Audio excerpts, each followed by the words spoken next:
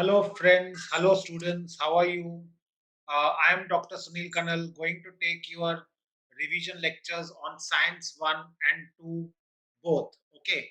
And 10th standard exams, board exams are fast approaching, maybe in the first week of May. So we have some time to revise our topics. So tension लेने का नहीं, tension देने का. हम लोग साथ में मिलके साइंस 1 और साइंस 2 के रिवीजन लेक्चर्स लेंगे. We will be doing it together. Together we can and together we will. Okay. And we will start with the science 1 revision lecture on the first chapter itself, that is gravitation. Now, this gravitation is for 3 to 5 marks in the board exams, and 3 marks is compulsory with 5 marks with options. And it's a very important chapter because the last chapter on space missions is also related with gravitation. Okay, so let's start with the topic. Friends, what is gravitation? To understand that, first let's see something about a very interesting fact or the story, a short story experienced by Sir Isaac Newton. Now, this is an apple. Okay, if an apple would have fell on my head, I would have only taken it. I would have got delighted and I would have started eating the apple. But it was not the case with Sir Isaac Newton. When he was lying under an apple tree, and an apple fell on his head, he was puzzled why this apple is coming down. And with this, his quest for research started, and he came to a conclusion that Earth attracts all the objects towards its center, and that is gravity. We have studied in standard 9 for different types of forces, okay, like mechanical forces, electrical forces, and so on. Gravitational energy and gravitational force is also to be understood. Gravitation is a type of force which is attracting all the objects towards the center of the earth. And with this, we come to know something about gravity. To understand gravity, actually, the first concepts or the earlier concepts of gravity were given by Sir Kepler. Okay, now Kepler was the person who had actually studied about the astronomical. He was a very good observant. He was before Sir Isaac Newton, and he had studied something about the astronomical bodies, and he came to three laws which are called as Kepler's laws. And these Kepler's laws are very important for the board exams also. And also, that we should know is that these laws were understood in details by Sir Isaac Newton, and he came to the conclusion that gravity is a universal concept, and he gave the law of gravitation. So let's understand Kepler's laws first. Three laws, very important, a very important diagram, or the thing which we can see here is the Kepler's laws. The first law states that the orbit of the planet is an ellipse with the sun at any one of the foci. So suppose sun is here on the focus of one elliptical orbit of a planet. The planet is moving around it, and sun is at any one of the foci of this ellipse. Okay, that was a Kepler's first law. The second law states that, okay, whenever we are seeing that the planet is moving, okay, then we understand the next concept, or the next slide. Just we'll see to the next slide. Okay, so in the Kepler's laws, the second law, okay, the second law states that whenever the planets are orbiting or revolving around the sun, they will cover equal areas in equal intervals of time. So they will be covering equal areas in equal intervals of time. That is the Kepler's second law. Okay. So Kepler's second law states that whenever the planets are revolving around the sun, okay, they will be covering equal areas in equal intervals of time. That is the second law of Kepler. Okay. So the line joining the planet and the sun sweeps equal areas in equal intervals of time. That was the second law which was given by Sir Kepler. And then the last but not the least, the third law, the square of the period of revolution, the square of the period of revolution of the planet around the sun is directly proportional to the cube of the mean distance of a planet from the sun. Okay, so that is a very important concept which was given. The square of the period of t square, which we say. So the square of the period of revolution around the sun is directly proportional to the cube of the mean distance of the planet from the sun. So this is the Kepler's third law, which is a very important law. Clear? You have understood this. Based on this, Sir Isaac Newton gave a very important universal law which is called as law of gravitation. Okay, so Newton's law of gravitation, very important concept, very important law. And it is a universal law. It is not only for the gravitational effect of the earth, but it is among any two bodies in the space or the universe. Okay, so the law states that, okay, there is always a force of attraction between any two objects. Suppose m1 and m2 are the two masses or two objects with mass m1 and m2. Object 1 with mass m1, object 2 with mass m2. Then there is a 4 and they are separated by a distance r. Okay, then it states that the Newton's law of gravitation states that the force of attraction between any two objects separated by a distance r and having masses m1 and m2 is directly proportional to the product of the masses and inversely proportional to the square of the distance between them.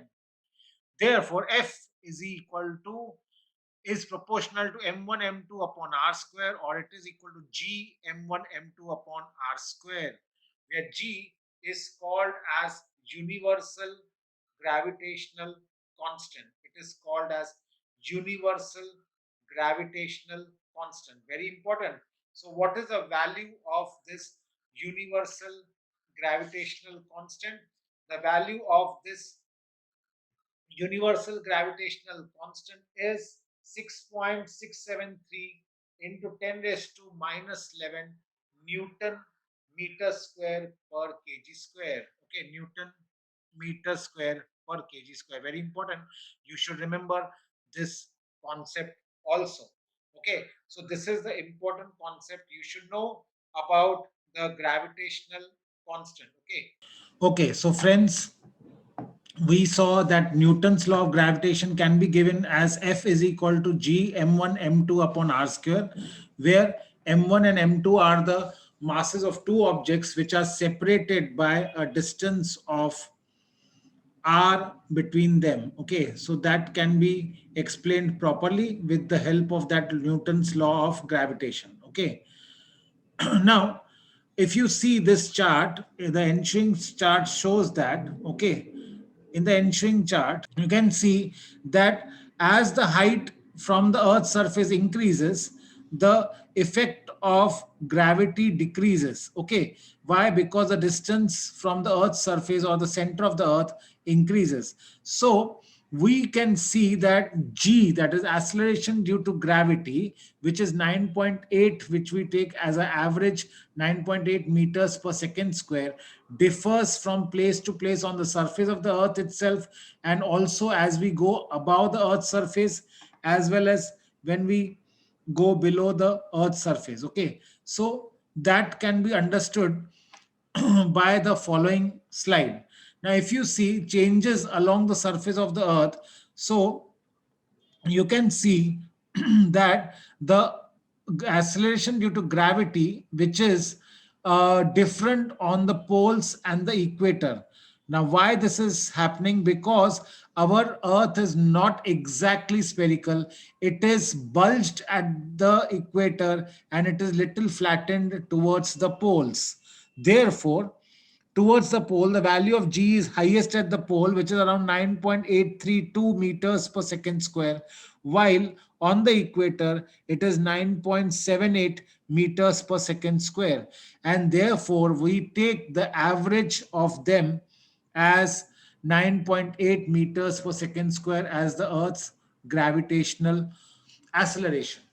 Now, again, the things you can see is changes in gravitation along with height. Okay, so if you take on the surface of the Earth, the value of G we just discussed was around 9.8 meters per second square. But as the distance from the Earth's surface increases as you go to a height, then we can see that the value of G decreases as the height increases, because the value the gravitational acceleration is inversely proportional to the square of the distance from the Earth's center. Okay, and therefore it will change. Okay, the next important is with depth. Now, normally, if we would have taken the concept of G, small g, which is equal to gm upon r square, that is gravitational acceleration into mass of the Earth upon the square of the distance or the radius of the Earth square, then we would have thought that okay, as I go inside the Earth's surface, the gravity acceleration due to gravity should increase because the distance from the center of the Earth is decreasing. But it is not so. As we go deep inside the Earth's surface, the part of the Earth which was contributing towards the gravity also decreases. Suppose if the point is here somewhere, then this much Earth is not contributing to the gravity, and hence the gravity decreases as we go towards the center of the Earth. In fact, it is considered to be zero at the exact center of the Earth. Okay, so this is a very important concept again. The next important concept of the text, which is mass and weight. So what is mass and what is weight? A very important concept. A difference of that also is very, very essential for us. So mass is the amount of matter contained in an object. Okay, now this is the amount of matter. So if I take a pencil, okay, the mass of it anywhere on the surface of the Earth, anywhere on any other planet, if you go to Mars also, if you go on Moon, which is our natural satellite, the mass of this pencil will remain constant. It does not change because it is the amount of matter contained in the object. It is a scalar quantity and it is given by SI units, that is kilogram, and in CGS units it is grams. Okay, and it does measures the amount of inertia in the object. More the mass, more is the inertia. Okay, this is something about mass. But let's talk about weight. When we talk about the weight, now the important concept about the weight is that it is the force which is acting on an object.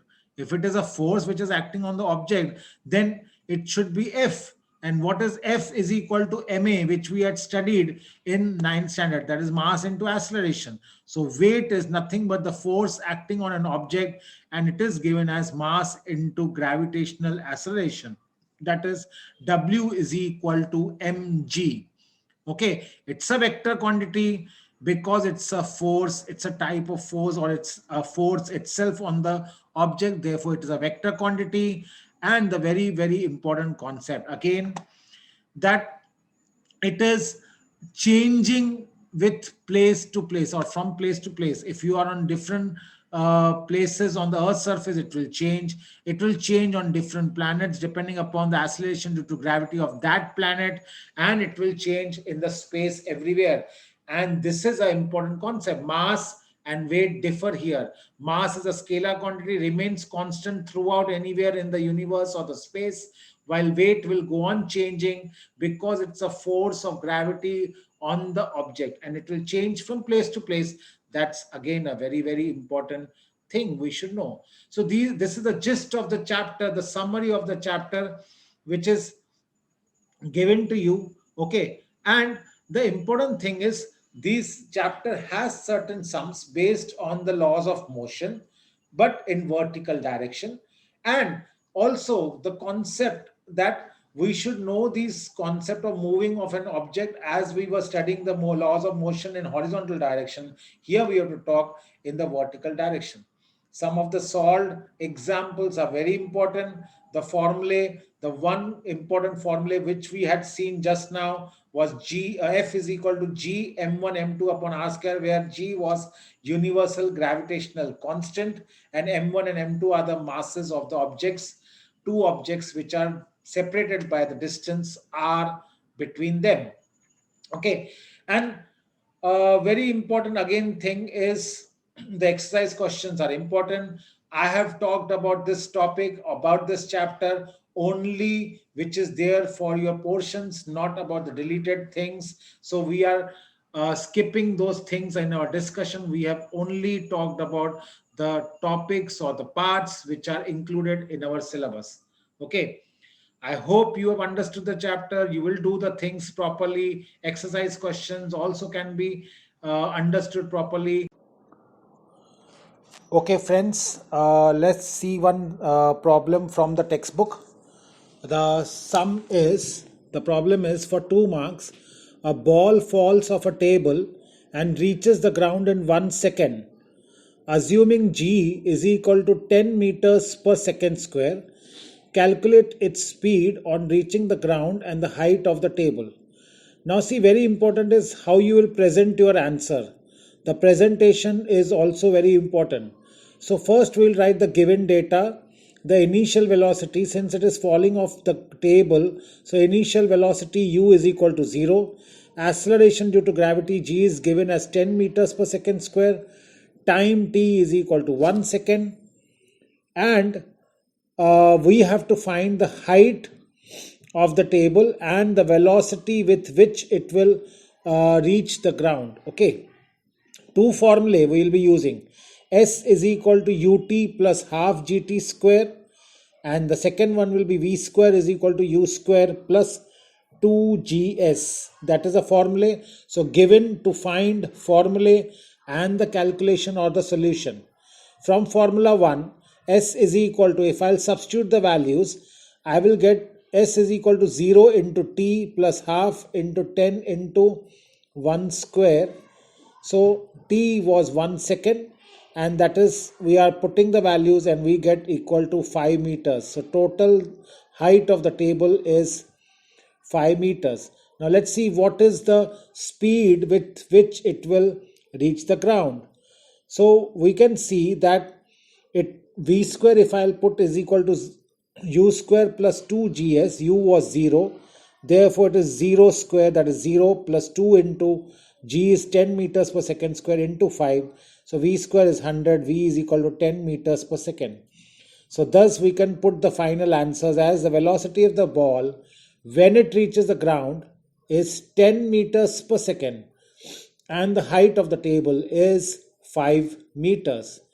Clear, dear students? So in this way I can put my things in order, simple sums, no need to worry, and they are very, very simple to answer too. Okay, dear friends, as you saw, this above sum was very easy. The problem was very easy. Don't get panicky. The problems on physics or the science one part are very, very simple.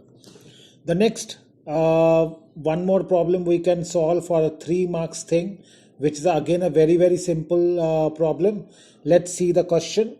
An object is thrown vertically upward, reaches a height of 500 meters. What was its initial velocity? How long will the object take to come back to the earth? Assume g is equal to 10 meters per second square.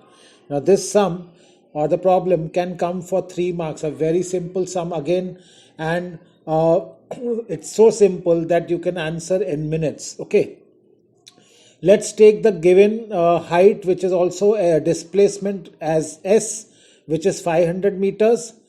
Then acceleration due to gravity is given, g is equal to 10 meters per second square. We have to find the initial velocity because you have thrown the ball or the object vertically upwards, and therefore initial velocity u we have to find out. Final velocity is going to be 0 because it will come to a stop, or it will stop somewhere at a height of 500 meters. And I want to find the time taken to reach back to the earth. Remember one important concept, that is time of ascent is equal to time of descent. So total time it will take to go up will be the total time to come back. So total time total for the object to go up and down is 2t. So the formula we are using is v square is equal to u square plus 2gs, or here as, but it is 2gs. We can put that s is equal to ut plus half gt square. Okay. Now using that formula for upward motion, since it is against the gravity or opposite to the gravity, g I will have to take as minus 10 meters per second square. So a is nothing but minus g, which is equal to minus 10 meters per second square. From the formula 1, v square is equal to u square plus 2gs. I will put the values. I will get u is equal to 100 meters per second. And then for downward motion of the ball, u is 0.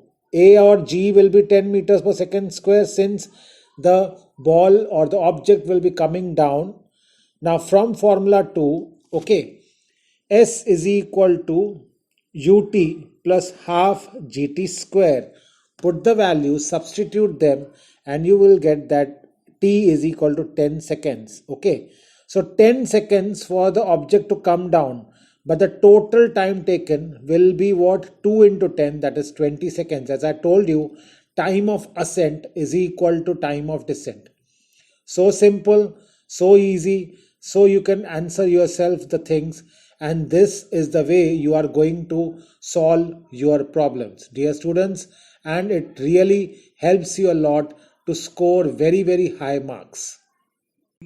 Give reasons. Difference between mass and weight is an important question. Okay, so mass changes, mass remains constant while weight changes from place to place is an important give reason which can be answered. Okay, and in this way this chapter can be understood and can be done in a right manner. So this is your friend and a mentor, Dr. Sunil Kanal, taking you to the ride of gravitation. We have completed the important gist points, the summary. I hope you have enjoyed the class and you will be doing great and rocking the gravitational chapter. Okay. From Anubhavi Foundation, we are always with you to support you and do nicely in your exams. Okay. All the best and thank you, my dear friends. God bless you all.